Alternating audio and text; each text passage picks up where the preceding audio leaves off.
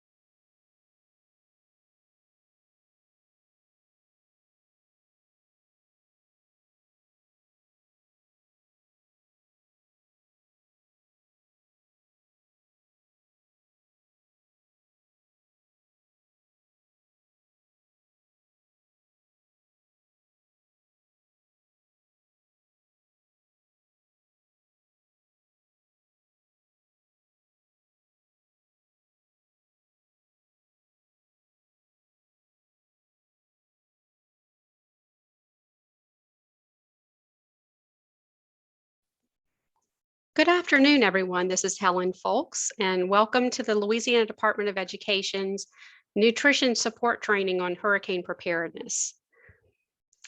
As we've experienced over the past school year and with the COVID-19 pandemic, many unforeseen situations have occurred.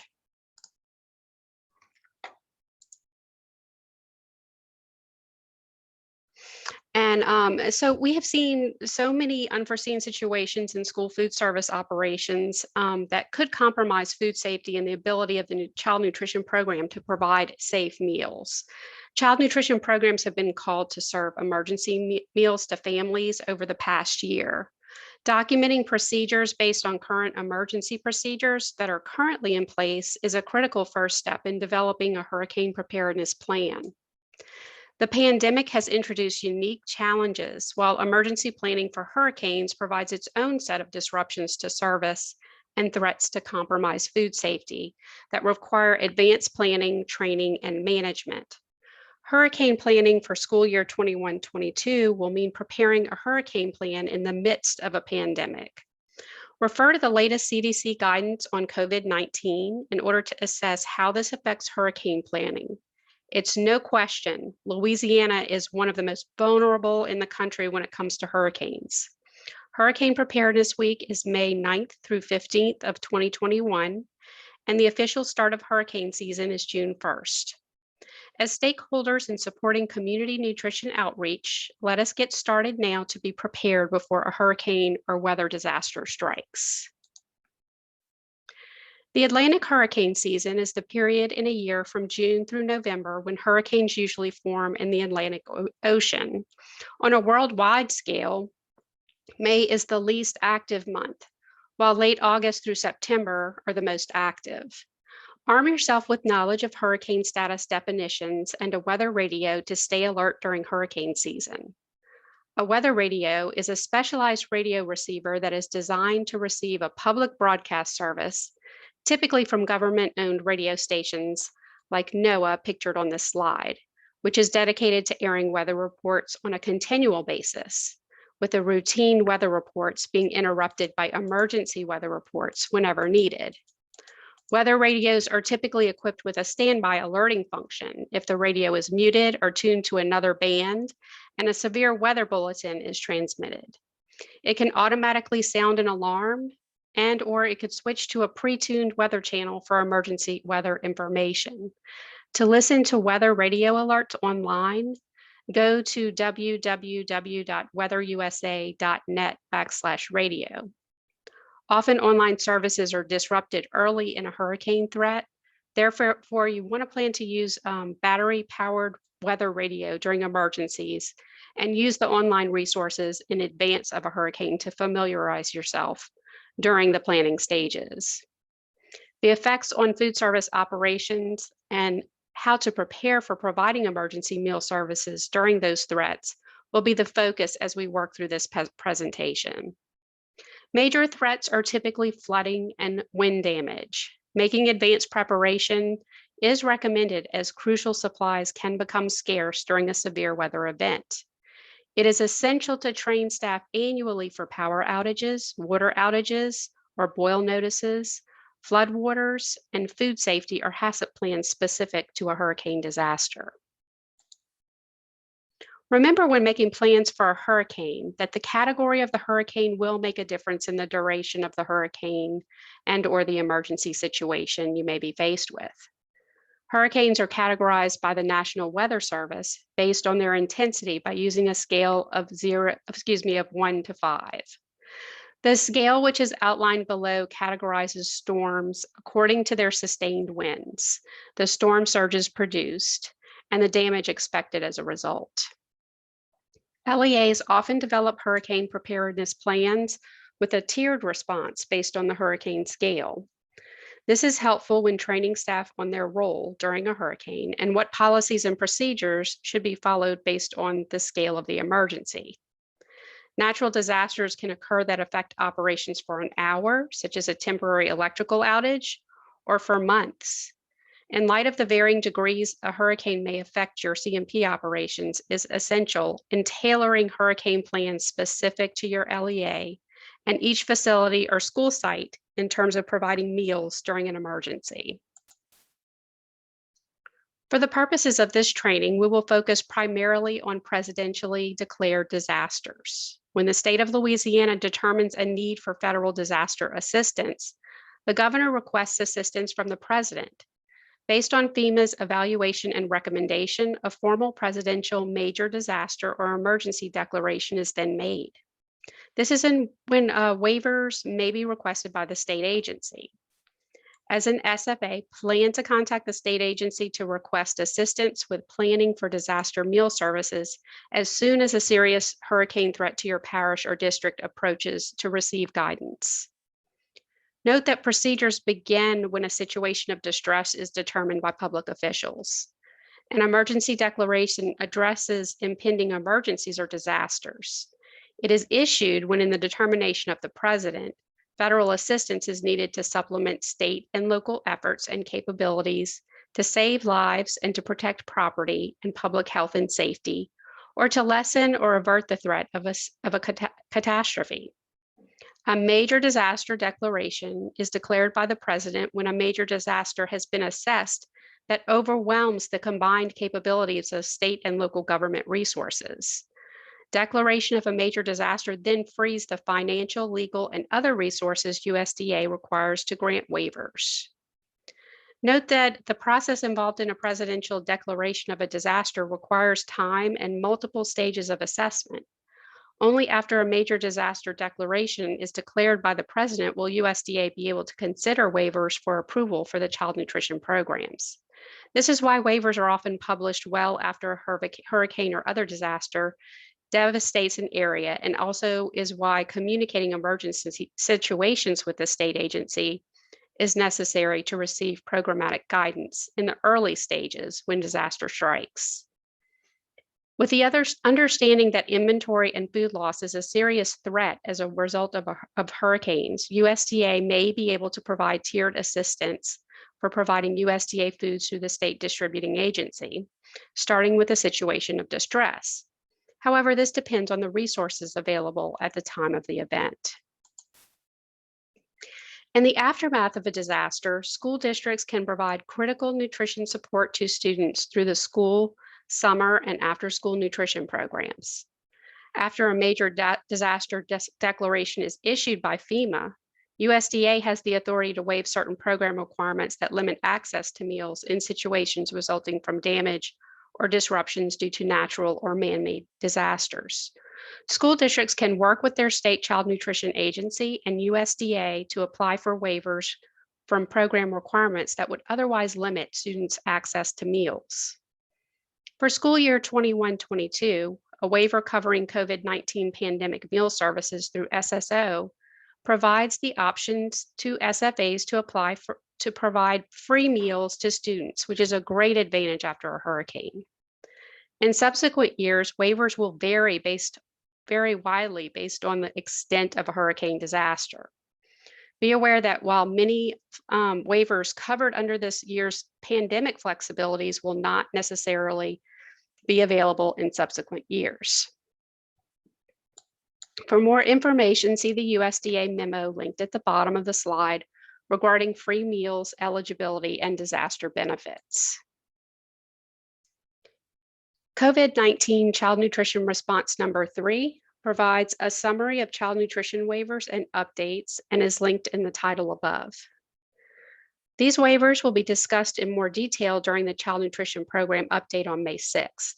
The reason I bring up waivers available for school year 21-22 is that use of these waivers to provide free meal access to all students for the upcoming year through the seamless summer option, if elected, will relieve your system of awaiting a disaster declaration and related waiver access after a hurricane. This waiver provides free meal access to your students with the purpose of relieving pandemic-related burdens. As an advantage, this waiver is available throughout the upcoming school year should a hurricane devastate your community. Additionally, waivers that are already in use to provide alternative meal delivery services, such as non-congregate and mealtime waivers, among others noted on this slide, will support alternative services you may need to provide safe, nutritious meals to students after a hurricane. When completing waiver applications upon submitting your school food service annual online application, remember to apply for those waivers that will be needed based on your specific hurricane and/or pandemic-related plans. Waivers you are currently using will expire for the 21-22 school year. Therefore, you will need to apply for these new waivers or extensions based upon completion of the annual Child Nutrition Program School Food Service online application. Keep in mind that certain waivers may be available only on a justified case-by-case basis, and to include comments regarding hurricane or disaster feeding plans in your application as part of a best practice approach to communications with the state agency. Additional CACFP waivers are available, and they're not listed on this slide, but they are included in the memo linked at the top of the slide. Another way CNP operators may assist families is to encourage the school community to pre-register annually for DSNAP before a disaster strikes. DSNAP provides food assistance to eligible households who do not receive regular SNAP benefits and who need help buying groceries due to lost income or damages following a disaster. As a reminder to SFAs, DSNAP is coordinated by the Department of Children and Family Services. Disaster SNAP is similar to pandemic SNAP, but is provided in areas designated as part of a presidential disaster declaration. As a best practice, encourage parents to complete DSNAP pre-registration as part of school orientation, or include the link and instructions as part of the beginning of the school year packet typically mailed to families.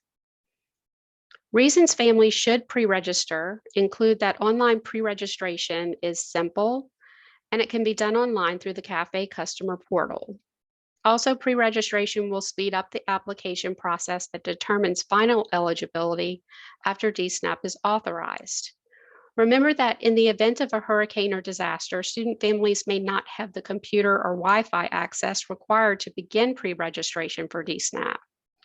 For families that are pre-registered, a phone number is available for completing the final application step.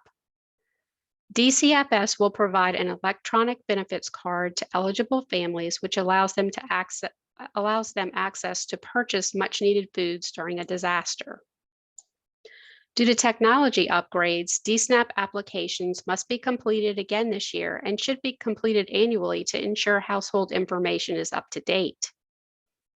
As a child nutrition program operator, a particular benefit is that DSNAP goes toward the identified student percentage, or ISP, for CEP eligibility. This may enhance CEP eligibility by site system-wide, or may increase the level of free reimbursement for qualifying CEP sites in your SFA. In order to help minimize disruptions to families in the aftermath of a hurricane, CNP operators should provide information in the form of website links and printed information to families. Resources are listed on this page for families and also for program operators that require assistance during a disaster. The FNS Disaster Assistance link on this slide provides disaster resources for individuals, families, and for state and local operators. USDA's Food and Nutrition Services also published the flyer linked on this slide titled Child Nutrition Programs During Disaster. This guide provides information about how children may access healthy meals in the event of a disaster, discusses the type of meal sites that are available during emergencies, and provides information about shelters as well as offering safety tips. Next up for discussion is hurricane preparedness in light of the pandemic. In order to keep up with the latest COVID-19 operational requirements and precautions, please use the link on the slide for the CDC's schools and childcare programs. Within this program is COVID-19 information and also the LDH site on community and preventive health for COVID-19 resources. Given what has occurred over the past year, CNP operators may feel they are ready for any emergency given pandemic meal services. However, in the midst of this pandemic, keep in mind the unique threats a hurricane season may bring to your school system. Some examples include that hurricanes may bring disruptions in the form of electrical or gas outages, water outages or boil notices, wind and flood damage to buildings, food and supply loss, and added disruptions to deliveries of critical supplies, personal protective equipment, and/or food and beverage deliveries. Remember that pandemic restrictions must remain in place per CDC and LDH guidelines if a hurricane strikes. Pandemic call blasts, email notifications, and virtual meetings will likely be interrupted in the event of a hurricane. Determining modes for communication, both internally and externally in the form of public outreach and notices, need to be developed and coordinated with risk and emergency management administrators within your district.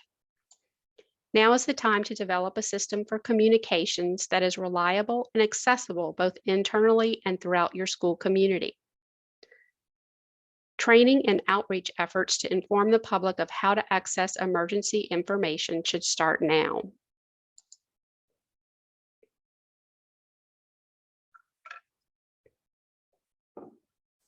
As a child nutrition program operator, developing a hurricane preparedness guide for child nutrition programs and staff is essential.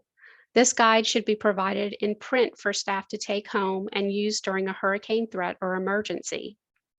CNP operators should stay informed about district policies and stay involved as a member of risk management and emergency preparedness teams. This will ensure the needs of the food service operation are included in planning for safe shelter should a weather disaster arise unexpectedly, ensure safe reentry after a hurricane event, and will provide ready access to information on resuming services after a hurricane.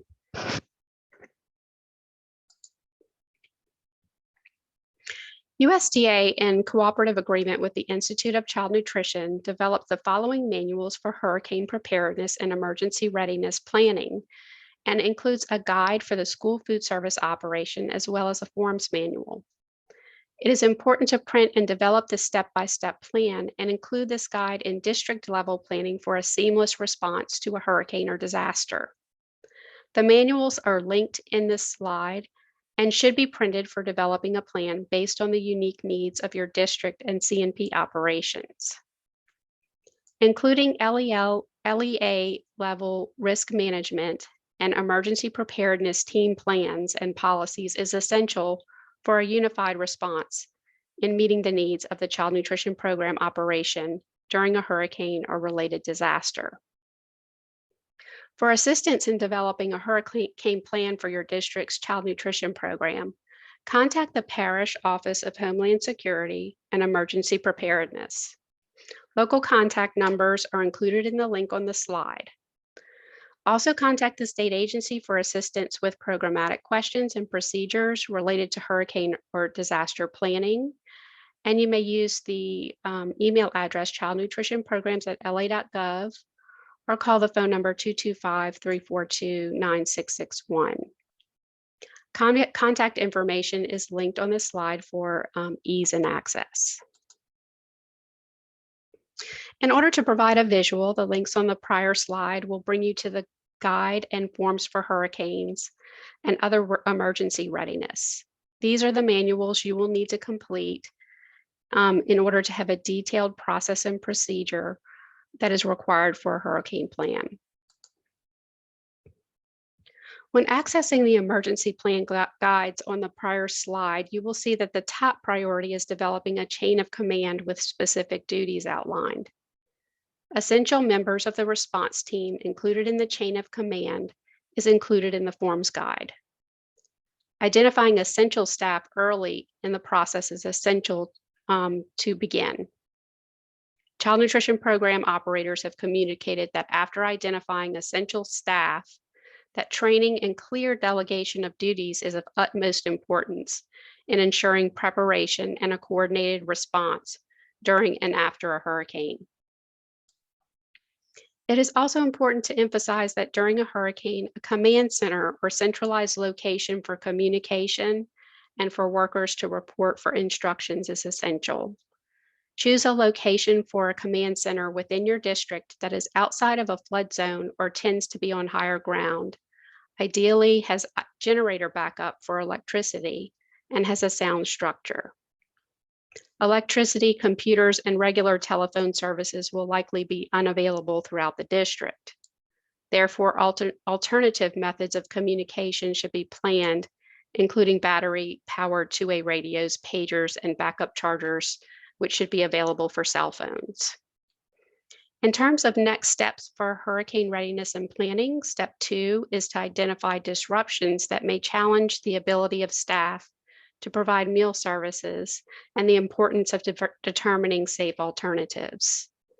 Step 3 is to develop a well-designed emergency readiness plan.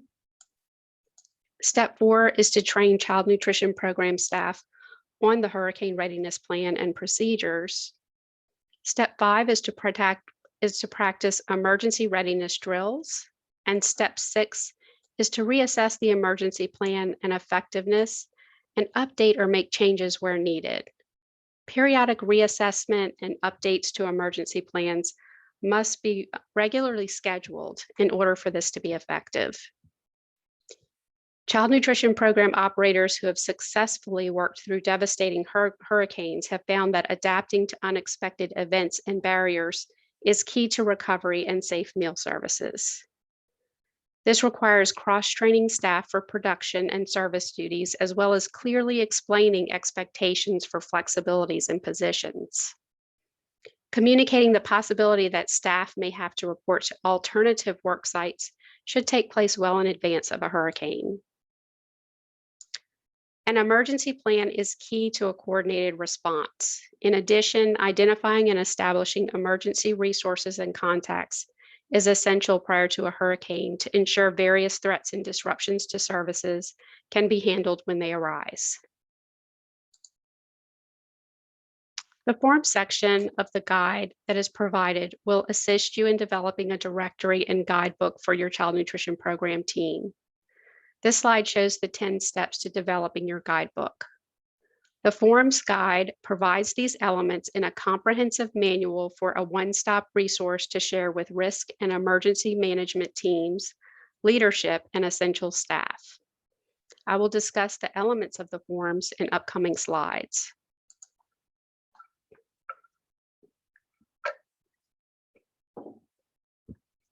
To reduce possible confusion, identify the chain of command early in the development stage.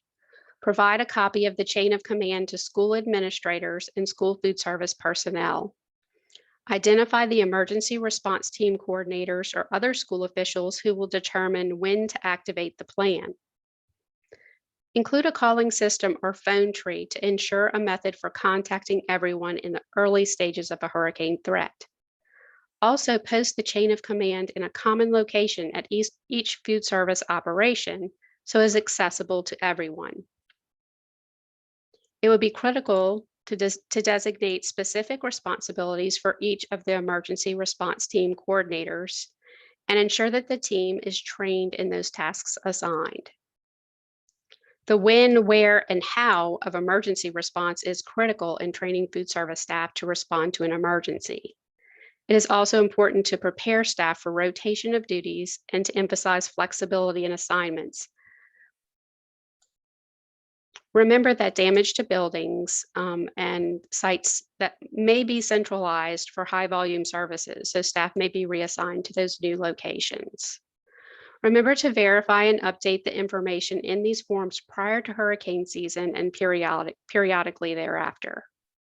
Also communicate with workers to ensure that you understand who may need to evacuate immediately upon hurricane threat due to family or other circumstances, and who will be more likely to be available to work when disaster strikes. Included in the form section of the guide is a delegation of tasks list. This list outlines routine tasks and assignments in the food service operation. This list is useful during a time of food service disruption to allow reassignment of tasks to other trained individuals if usual staff is unavailable in the aftermath of a hurricane. After the task of developing the chain of command, emergency response team coordinators will need to be identified with contact information documented. If your food service operation does not have access to pagers and two-way radios, now is the time to organize assignment of district resources or purchase this necessary communication equipment.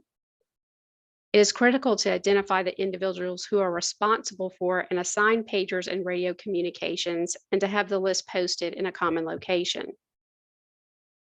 To ensure security and access during an emergency, identify the individuals who will have keys to the food service facilities. This list also must be readily accessible in print or posted in a common location. Identify school district contacts who will assist the food service operation in case of an emergency. Some examples may be principals, teachers, custodians, school nurses, PTO, and other community members. Next, you will identify local and state contacts, including local public health and state agency emergency contacts who will assist in the programmatic challenges that may arise, and to identify those who will assist in food service operations in an emergency. Some examples include public health officials, local sanitarians, Office of Homeland Security and Emergency Preparedness, parish contacts, the Red Cross, FEMA, and the Division of Nutrition Support state agency contacts. Online links to these agencies and public health officials are included on these slides. Utility companies and community relief organizations should be contacted during the planning stage to determine access to resources if essential food service operations are disrupted. A list of local companies or individuals that may be able to assist in transporting food and supplies for the food service operations or for warehousing refrigerated or frozen foods should be listed with readily accessible contact information on hand. Discussing and arranging emergency operations for this type of assistance in advance is necessary to ensure that appropriately licensed drivers are available to drive trucks and available workers are trained in transporting food safely when needed. Message carriers may be required for timely communications for food service operations when computers, telephones, and other modes of communication are inoperable. Message carriers can deliver essential information to a command center or central location and assist with providing two-way radios or pagers to assigned individuals.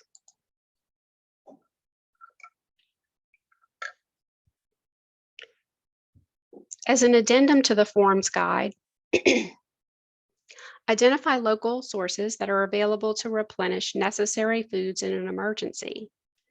It is important at this stage to identify your vendor's policies on deliveries prior to and during emergency situations, and to determine the actions staff will take to ensure emergency supplies and foods are available. A par level inventory should be developed based on hurricane menus planned, with PPE needs for staff fulfilled and the supplies that are necessary to provide meals that may be served by alternative methods. The next section of the forms manual is where standard operating procedures are documented as a plan for the safe provision of meal services when electricity, gas, or water service is disrupted. Safety guides addressing these outages will be provided later in this presentation. It is critical in the planning stage to develop a 3-day menu that meets component requirements and that includes shelf-stable items that may be served if the electricity is out, and or if gas or water disruption allows for minimal cooking capabilities. Remember to include serving sizes based on the yield of these items to ensure meals are planned as reimbursable. While waivers may be in place for you to justify missing a component due to delivery issues or other disruptions, this type of waiver is only available on an as-needed basis, and missing a component should be avoided where possible. A checklist of emergency inventory is provided in the emergency guide. However, do not forget to include the recommendations of the CDC for required personal protective equipment, sanitation supplies, and other equipment needed as part of a par level inventory for a 3 to 5 day emergency supply. The Community Relief Organization section provides an assessment tool for necessary relief that is needed and provides an advanced planning tool for who to contact for various needs that may arise. As a note on community relief organizations, it is important to be knowledgeable about your district's plan for recovery after a hurricane. For example, will a contract agency be used for building repair, cleaning, and sanitation should a hurricane devastate your school buildings and kitchens? Or will the district plan to provide internal teams for recovery activities?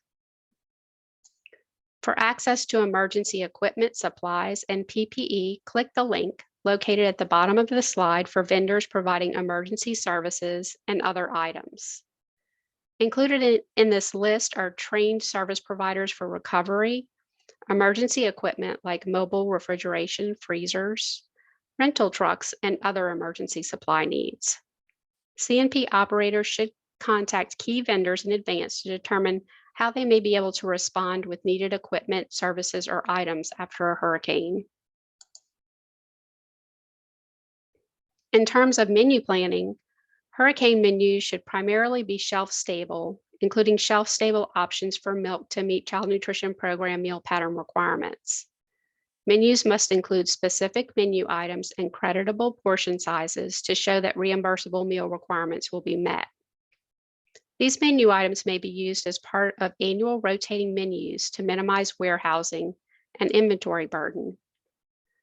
Emergency menus should be planned as part of operational costs to be expended on an annual basis.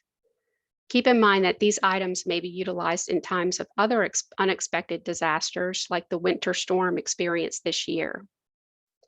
In the instance that there are no unexpected interruptions to the planned menu, rotate emergency menu items into after-school programs to ensure shelf life and first in, first out policies. Disaster menu items may also be perceived by students as novel and desirable and may be used to boost participation during special events or during statewide testing. Certain emergency menu items that meet Smart Snack guidelines may be used as part of an a la carte sale to boost income to the Child Nutrition Program account. Rotating use in this way will prevent spoilage and the burden of warehousing. Emergency foods not utilized during the school year may be used as part of the summer food service program. A best practice to attempt to salvage inventory under threat of a hurricane is to centralize storage of frozen and other foods in a location that is least likely to flood and is structurally sound. A location where generator backup is available for electrical outages is ideal, but that is largely dependent on the resources of your district. As you work through completion of your hurricane emergency plan and forms, remember that periodic testing of emergency equipment, especially prior to hurricane season, is important.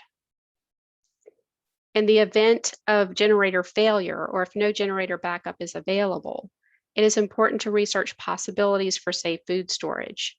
For example, you may identify a company that will serve as transport and for cold storage for foods, and keep a list of organizations like food banks that may be able to take food donations to avoid complete loss of inventory that will otherwise expire.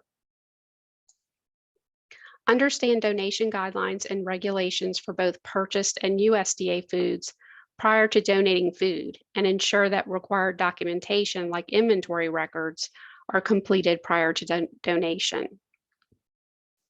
In preparation of a scenario where there is complete or partial loss of inventory, contact your business manager for information related to insurance coverage and the procedures and documentation required for filing a claim.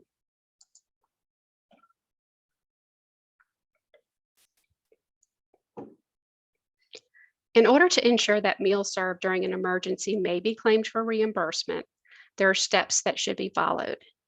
In certain instances, you may have to decide to serve a safe, nutritious meal that best meets component requirements, and next contact the state agency as soon as the immediacy of the emergency at hand is passed. The state agency works to accommodate these emergency situations, but cannot guarantee a decision on claiming those meals until the scenario is discussed with USDA. A to-do list for state agency approval includes keeping a list of state agency contacts and making initial contact with a staff member as soon as a serious hurricane threat or event is identified. Determining programs available for emergency meal services. Determining waivers or flexibilities needed to provide the meal service type planned based on resources available. Requesting waivers or flexibilities or approval of a meal service plan based on the current assessment of the weather emergency. Be prepared to provide the state agency with a menu plan based on the meal type with portion sizes included to illustrate how meal components will be met. Plan an accurate point of service and meal plan prepared based on the possibility of no electricity or access to computerized point of service systems, and plan on delivery issues that may be identified when contacting vendors. Ensure staff training is completed prior to initiating meal services, especially in terms of staff safety, food safety, sanitation, and accountability measures for documenting emergency meal service. Also clarify with the state agency what notes must be included in the Child Nutrition Program online application to ensure approval of the meal service by type and distribution method, and any waivers that must be submitted. During emergency situations, you may not have access to the online application, but you should plan to update online information as soon as services return. In order to create and communicate procedures for hurricanes, tailor a checklist like this one to your district for use by CNP managers during a hurricane threat. Managers at each site will be essential in executing the duties necessary to secure the plan you prepared for a hurricane. Explain where and when to report to work, and if delays should be expected in serving students. Louisiana 511 is a valuable resource to provide to staff that provides continual updates about weather-related road conditions, road closures, and live video feeds from traffic cameras. Encourage staff to check on a safe route before leaving their homes. Request updated contact information or complete what is often called a calling tree to enhance notifications regarding a hurricane threat. Cell phone numbers, home numbers, and other means of contact should be obtained for all CNP staff. Managers should provide a good contact number for work-related questions. CNP directors and managers should provide contact information to principals. Distribute hard copies of essential phone numbers, menus, including the current month's menus, as well as emergency menus. Ensure that each manager prints a current inventory list of food and supplies to take home, and keep a second copy secured at the central office. Print student rosters and secure a copy in a high file drawer at the central office and at each school site. Establish contact with vendors regarding emergency supplies or foods needed for the emergency, and discuss emergency distribution plans. Place food, supply, and milk orders before leaving school. Milk orders should be placed as though no milk is on hand. So a good example would be to place a an order for a 10-day supply of milk right before leaving. Request vendor information about what the food and supply distribution plan is for weather emergencies, and request projected delivery plans. Ensure PPE and other supplies are ordered for delivery as though no items are on hand, and to cover a period of time. And an example again would be 10 days or more. The next part of this sample checklist is the next part of this training is a sample checklist for child nutrition program managers. And this is the facility to-do list portion. The facility portion includes securing all areas outside the building, inside, keeping items in inventory off the floor, and keeping all food stored safely and appropriately. The last part of this checklist includes what must be done at each facility right before leaving for the day when a hurricane threat is imminent. For example, unplugging certain small wares and computers and storing them in a safe place will be important to ensuring working systems when returning to the building. Recording temperatures should occur regularly during the day and right before leaving to ensure that food recovery is handled in a safe way with time and temperature control in mind when returning to the building.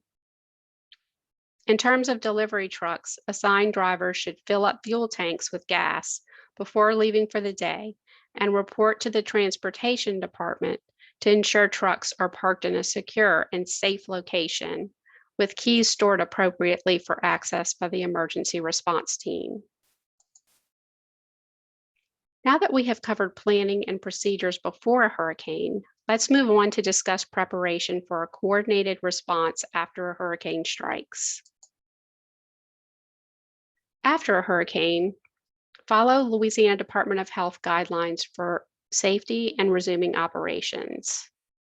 When planning to return after a hurricane, contact the local health department for approval to reopen or operate if a sufficient quantity of potable water is not provided to all fixtures that require water, in the instance that electrical power has been lost for 4 or more hours, if floodwaters have entered the food service operation, when the sewer system is not properly functioning, or if a fire in the facility has occurred, and also if water pressure has been lost or a boil notice is in effect.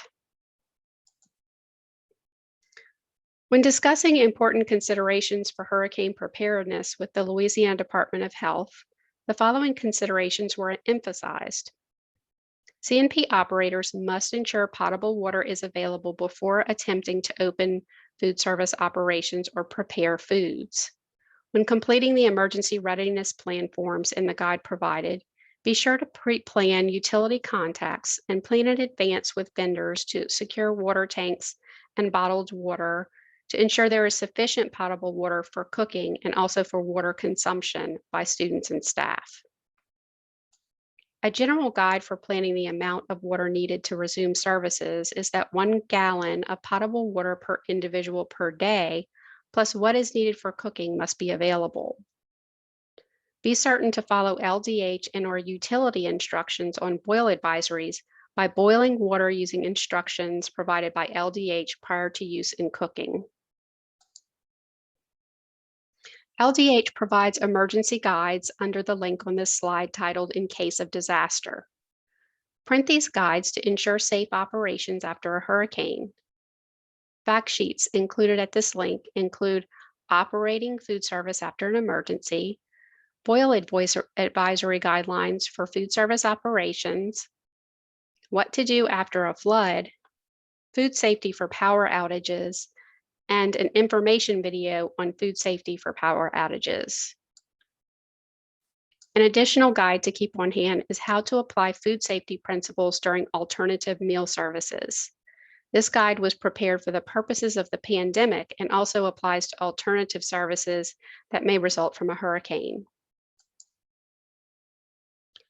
Food safety during a power outage is a concern whether the electricity goes out for hours or for days.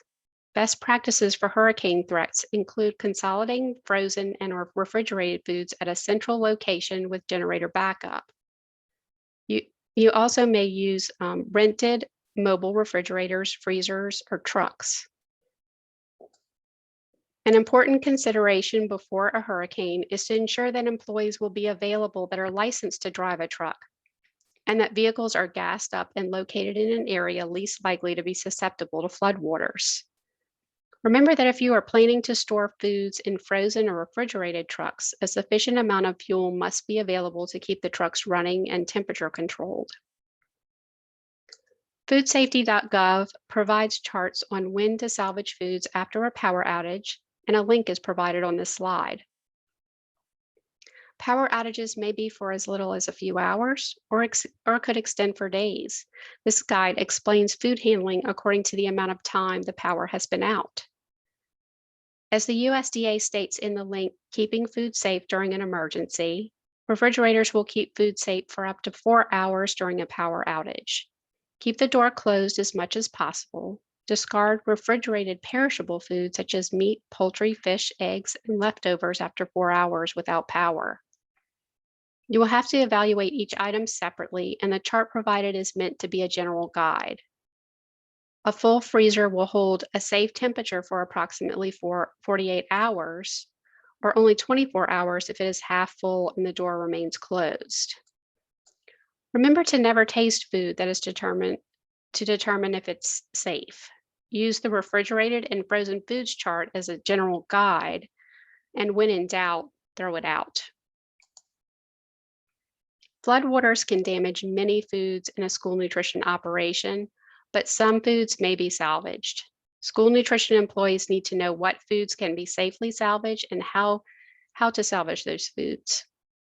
Using proper salvaging methods will save money while maintaining the safety of the food available to serve.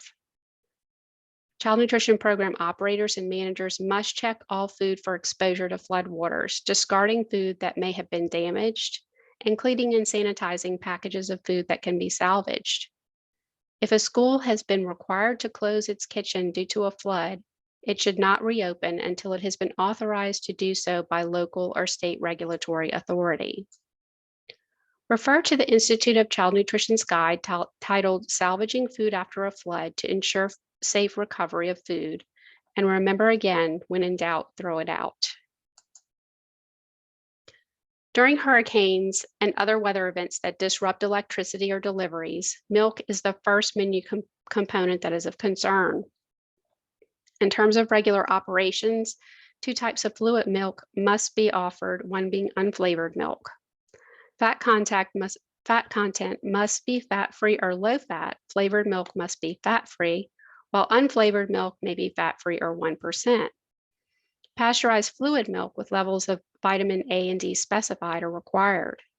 In the instance of an emergency, such as a hurricane, where conditions temporarily prevent a school that normally has a supply of fluid milk from obtaining delivery of such milk, the state agency may allow the school food service to serve meals during the emergency period with an alternative form of fluid milk or without fluid milk. Approval by the state agency will occur on a case-by-case basis, and the SFA must submit adequate justification in order for the meals served to be considered reimbursable. It is recommended that SFAs purchase a certain amount of shelf-stable fluid milk or dry milk in order to meet short-term needs, consisting of a 3-day supply. This regulation should only be used in a short-term emergency with efforts in place to resume regular milk delivery and services as soon as possible. Typically, a waiver submission and justification of delivery failures with documentation provided by the vendor is required for approval. Several topics are covered under the memo questions and answers related to the food service management costs under the COVID-19 pandemic. This Q&A is brought up as a reminder regarding purchasing items during the pandemic and in case of a hurricane. In terms of PPE, gloves and face masks, as well as cleaning and sanitary supplies, are allowable costs during the current public health emergency, provided that such purchases are made in support of child nutrition program operations. All purchases must continue to meet the required criteria of being reasonable, allocable, and necessary according to regulation. Expenses related to meal delivery and/or provision of meals in non-congregate settings are allowable costs. However, state and local agencies should note that additional reimbursement is not available for these purposes. Further, all such purchases must continue to meet the required criteria of being reasonable, allocable, and necessary. The purchase of potable water to supplement meals served in non-congregate settings is an allowable cost. For further information, please refer to Policy Memo SP 28-2011 that discusses water availability during NSLP meal service, and also a memo on resources for making potable water available in schools and childcare facilities. As a reminder, milk is expected to be served as part of each reimbursable meal, and potable water may not be provided as a substitute for milk. In terms of staff salaries during mandatory closures, payment with school food service funds is allowable only when employee absences are covered under the local program operators' established personnel policies. FNS has determined that local program operators with such policies may continue to pay out salaries and benefits to their employees during mandatory closures due to COVID-19, which qualifies as an authorized absence from the job for affected employees. And this is in accordance with 2 CFR 200.431B. These payments must be consistent with the program operator's policy of paying salaries under unexpected or extraordinary circumstances from all funding sources, federal and non-federal, and must be fully allocable. Compensation in the form of hazard pay for employees continuing to work is further considered an allowable cost, provided that such compensation is similarly permissible under the program operator's personnel policies, and the hazard pay in question is reasonable.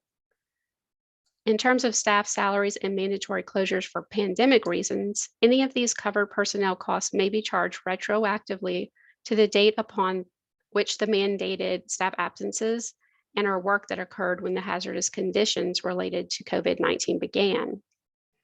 Program operators may draft a new personnel policy if they don't have an existing one in place covering leave, salaries, and benefits during unexpected and extraordinary circumstances. Any new or updated policies must also be in accordance with the requirements of 2 CFR and consistent in their payment of salaries and benefits, regardless of the funding sources used or available, both federal and non-federal. Now, the reason I brought all of this up is because it is important to ensure that local policies are also in place for hurricane-related closures and/or hazard pay.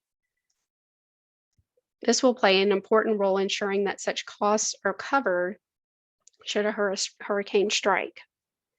Be sure to check with the state agency regarding salary questions as they relate to hurricane conditions and or closures that may be present prior to approving staff pay for mandatory closures or approving hazard pay.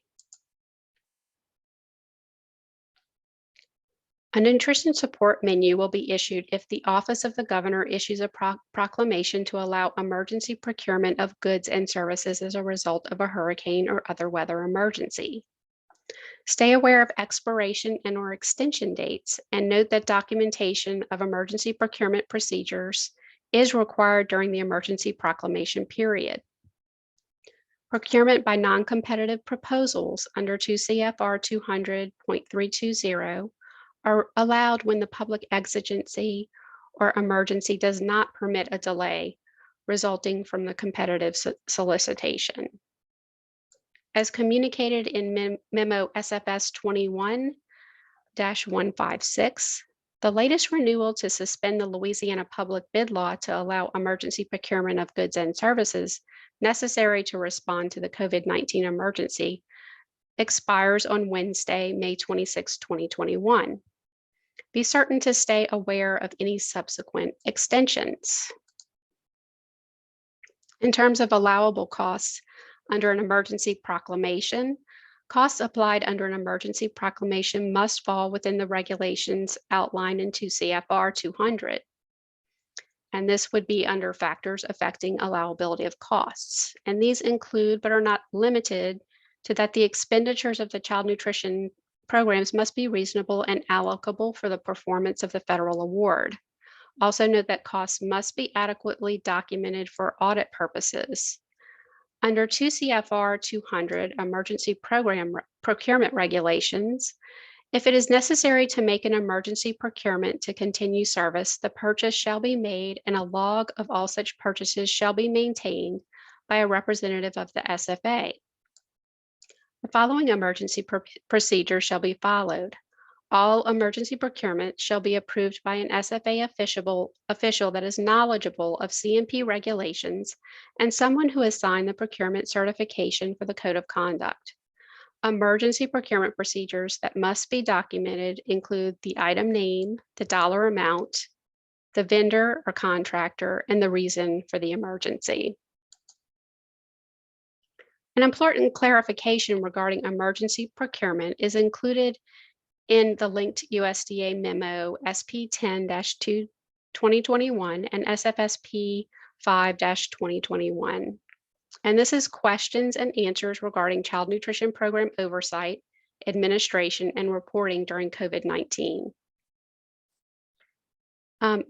Make sure that you review question and answer number 21 and use the link at the top of the slide to review the full information in the memo. With the understanding that as soon as the exigent or emergency circumstances cease to exist, SFAs must immediately begin the process of competitively procuring similar goods and services in order to transition to a competitively procured contract. Please note that each non-competitive procurement method used requires a separate justification to address threats to life, improved property, and public health and safety. Regulations and resources to guide you through meal programs during a disaster response are included on this page. And they include meal service during unanticipated school and daycare closures, a USDA disaster response memo, providing CMP benefits to disaster survivor evacuees, the eligibility manual for school meals, and USDA's FNS disaster assistance information. The information provided on this slide covers frequent issues reported by SFAs during Hurricane Laura. And while I don't plan to read the list aloud, I did want to provide it as a resource for your review to ensure that you're prepared for these interruptions to services that commonly occur during hurricane season. So when you have an opportunity, please take a chance to review this list to make sure that you're prepared for these common problems. USDA foods for disaster response will be discussed as a final topic for this presentation. Program resources, regulations, and procedures must be considered when handling and requesting USDA foods assistance during a disaster, such as a hurricane. Note at the very bottom of this slide is the USDA Foods Program Disaster Manual. And if you click on that slide, there is some helpful information within this manual. USDA provides tiered access to funding based on the level of the disaster. USDA foods may be issued to provide relief when resources are sufficient during a situation of distress, presidential emergency declaration, or presidential declared major disaster. There are different disaster types and allowances for USDA foods depending on the type. In all instances, sponsors must notify the food distribution program of the type of situation and foods needed, and the distributing agency should stay in contact with USDA as necessary. The USDA Foods Program Disaster Manual is linked on this slide as a reference for planning. Page 73 of this manual provides specific information on USDA food disaster preparedness for school food authorities.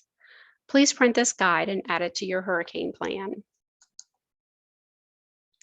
The state distribution agency's role in a hurricane or disaster is to communicate with SFAs when foods may be used for congregate feeding and to allow SFAs to utilize USDA foods in situations of distress. Additionally, the SDA provides FNS with source documents from SFAs of inventory used during the emergency. In a presidentially declared disaster or emergency, USDA foods can be used for congregate feeding and are guaranteed to be replaced and do not need further USDA headquarter approval. The state distributing agency has the authority to release USDA foods for congregate feeding sites upon SFA request. As introduced earlier in this training, a situation of distress is a natural catastrophe or other event that does not meet the definition of a disaster. Examples include a hurricane, fire, flood, or snowstorm. A situation of distress is described as a natural catastrophic event or other situation that has not been declared a disaster or emergency by the president, but in the judgment of the state distributing agency, or FNS, it warrants the use of USDA foods. In a situation of distress, no presidential declaration is required. The distributing agency works to replace USDA foods through the Food and Nutrition Services to the extent funds are available. The state distributing agency can release USDA foods for congregate feeding sites only if there is a natural event, and that is limited to 30 days. If the event is not deemed a natural event, the state distributing agency must obtain FNS approval before releasing USDA foods. In terms of record keeping, the following documentation must be completed by the SFA: the material code and description of USDA foods used, the quantity in cases of USDA foods that were used, the number of individuals served at the congregate feeding site, the date USDA foods were issued to a congregate feeding site, and the name of the organization receiving the inventory. Attachment 10 of the Louisiana NSLP handbook should be used as a template for documentation purposes. Two forms that may be required for USDA foods reporting in a hurricane event are Attachment 9 and 10. On the left-hand side is Attachment 9, and this is used for documenting redonation of USDA foods. This form should be completed in triplicate at the time of redonation of a commodity item to another eligible recipient agency. Prior approval for a redonation must be given by the Food Distribution Field Supervisor or Food Distribution Division, as some categories of recipient agencies are not eligible for certain commodity items. The inventory of the recipient agency must also be considered. Copies of the redonation statement should be retained by both the donating and receiving agencies, and the original should be sent to the Louisiana Department of Agriculture and Forestry's Food Distribution Division. The disaster feeding reporting form on the right, Attachment 10, was referenced on the last slide, and it is included as part of the Louisiana NSLP handbook. This form is used to document emergency feeding and must be returned to the SDA office within 72 hours of emergency feeding with applicable attachments. The Louisiana State Distribution Agency contact information is provided on this slide. Please use this contact list for questions regarding USDA foods during a disaster or other emergency.